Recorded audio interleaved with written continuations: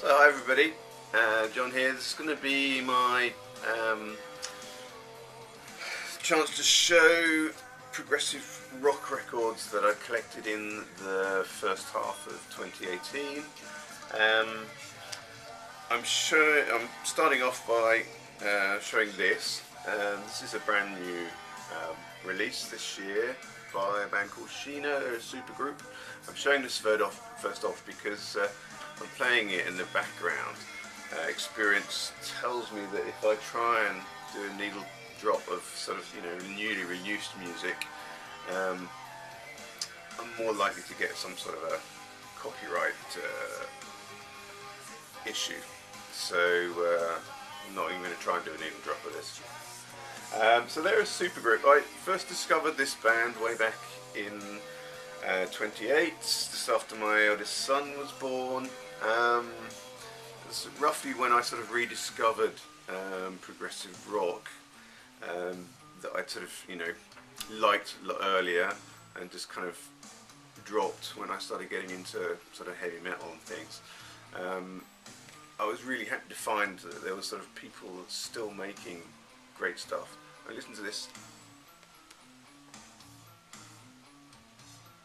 sort of time signature stuff. I love this in prog. Anyway, what was I saying? Yeah, I was very happy to discover that there were bands like this still around. But this is a super group. So it's John Mitchell, the singer of and the guitarist of a band called Arena. He now plays in It Bites as well.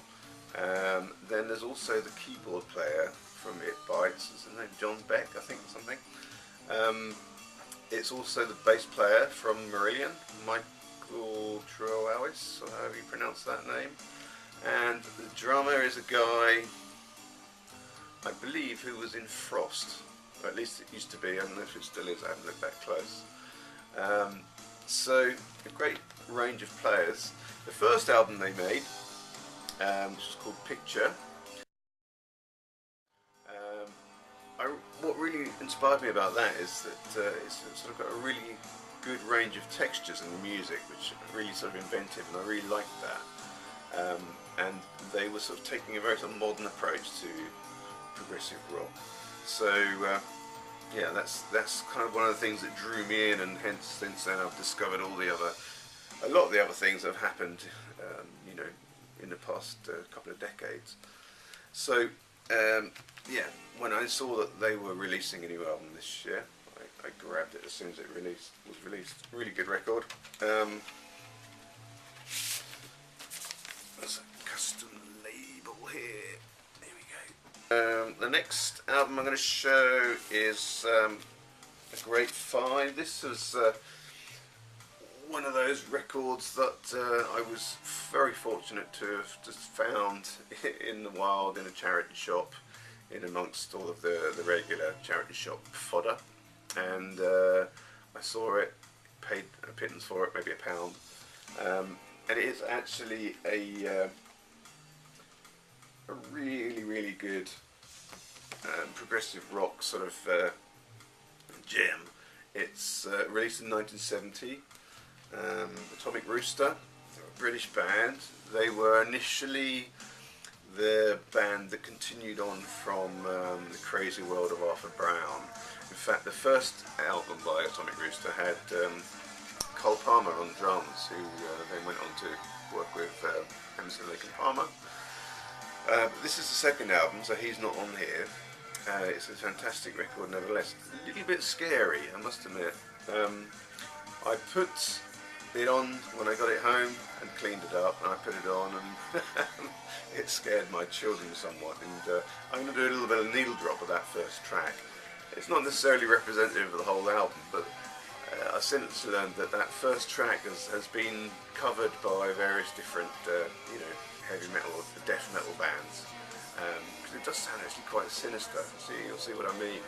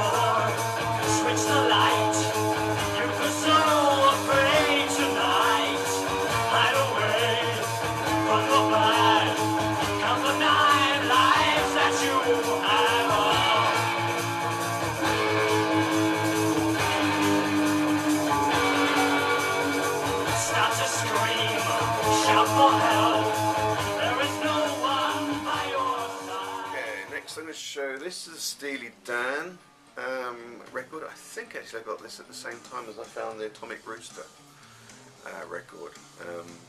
Yeah, it's just in there amongst all of the charity shop fodder, and I grabbed it while I could. It's a double album.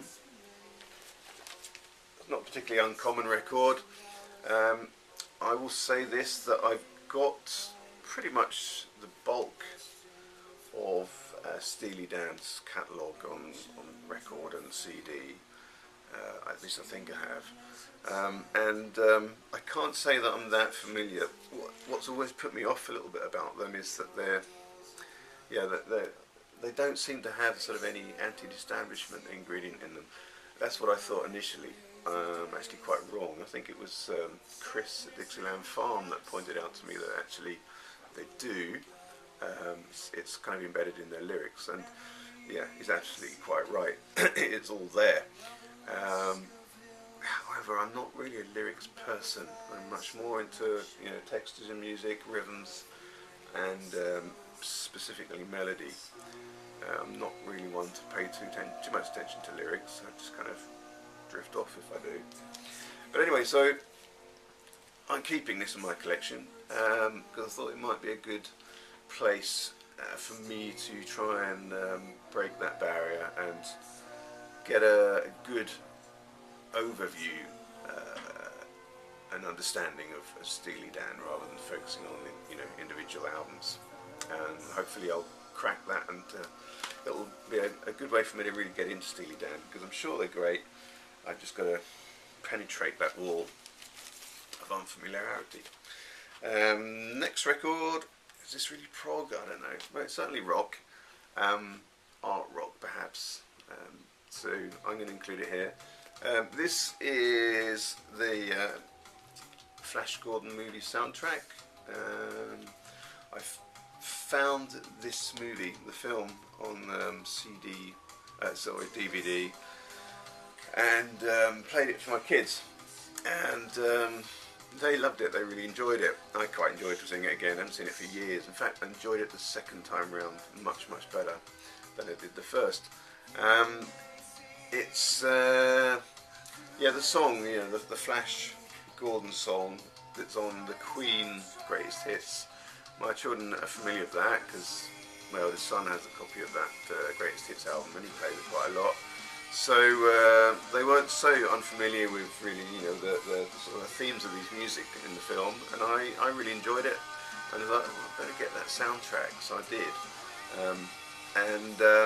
Actually, I think I actually got it with the idea of giving it to my son, but getting it home and listening to it myself, I thought, I'll keep that myself. He's going to inherit it from me anyway one day. Anyway, right, so that's also a great record which I've got this first half. The last record I'm going to show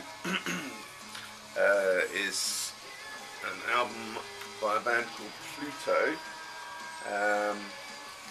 This is the only record they released. It was released in 1971, and they're kind of a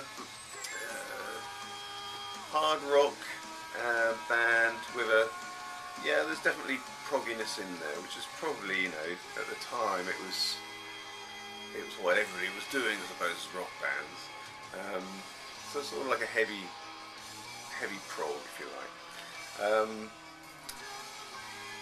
This is really quite the find. I found this in a box in an antique store, which I'll talk more about in another video, I think, because it's quite my secret place at the moment of finding really great gems.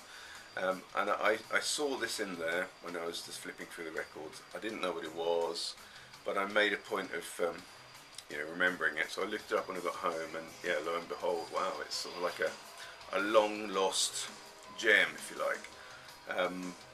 So I was sure to go back fairly soon and pick it up. And I'm actually not disappointed. I'm including this record in this batch, even though I bought it perhaps a few days after the cut-off point, the midsummer solstice So technically I found it beginning of the second half of this year, but I'm going to include it here because I think it fits quite nicely in with the grouping of these things.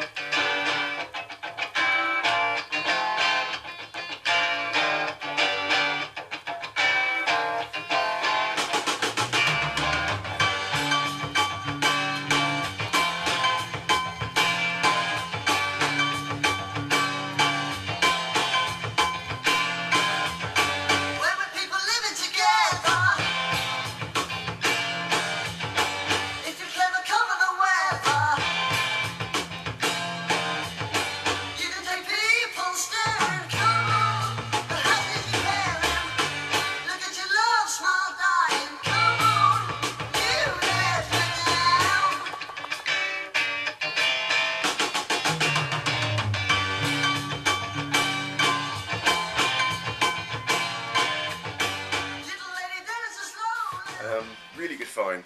I'm not going to say how much I paid for it because it's more than what I would normally have paid for, but I will say that yeah, pleasingly, looking up, this thing is worth a fortune in the wild, which wasn't the reason why I grabbed it, but the fact that it's quite well sought after, I think, as well, was one of the things that attracted me to it. It's quite nice to kind of pick these things up when you can. You know, the days of sort of finding things like this are very few and far between compared to what they used to be, and so it's nice when you do find a real gem and it's in good shape and you can bring it home and you can appreciate it and enjoy it, because otherwise, well, you know, you wouldn't be able to, would you? Okay, everybody, so that's my prog rock finds for yeah, the first half of 2018. Hope you found that interesting. Hope you enjoy the needle drops. So I certainly enjoy making them. Thank you very much, everybody. Look out for my next video, which is probably going to be around rock and pop. Thank you very much. Bye.